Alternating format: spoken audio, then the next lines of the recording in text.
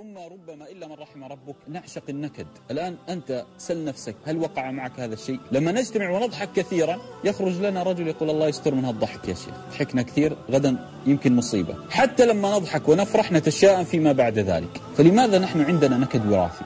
لماذا؟ رغم أن النبي صلى الله عليه وسلم يقول لا تحقرن من المعروف شيئا ولو أن تلقى أخاك بوجه طلق، يعني مبتسم. النبي صلى الله عليه وسلم سماه معروف.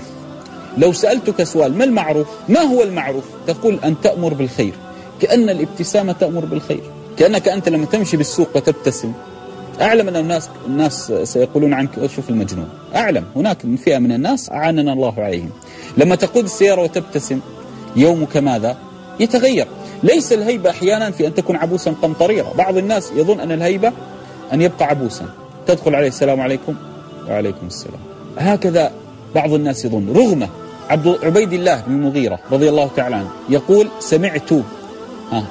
سمعت ابن الحارث يقول ما رأيت أحدا أكثر تبسما من رسول الله صلى الله عليه وسلم. أمر ديننا أن تعيش ببساطة على 3 أمور: قلبا، وجها، عيشا. لا تعقد وجهك، اجعله دائما مبتسم، ولا تعقد قلبك فلان وفلانة، اجعله دائما مبتسم وبسيط.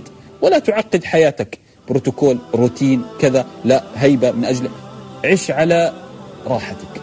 أنت ستعيش الحياة مرة واحدة ستحيا الدنيا. فلماذا تجعل هذه الحياة المرة واحدة حياة نكد وتعب وتحرم على نفسك الابتسامة؟ لهذا جرير رضي الله تعالى عنه يقول والله منذ أن أسلمت، اسمع، يقول والله منذ أن أسلمت ما رآني النبي صلى الله عليه وسلم إلا وتبسم في وجهي. إذا ديننا ليس أن تأتي بماذا؟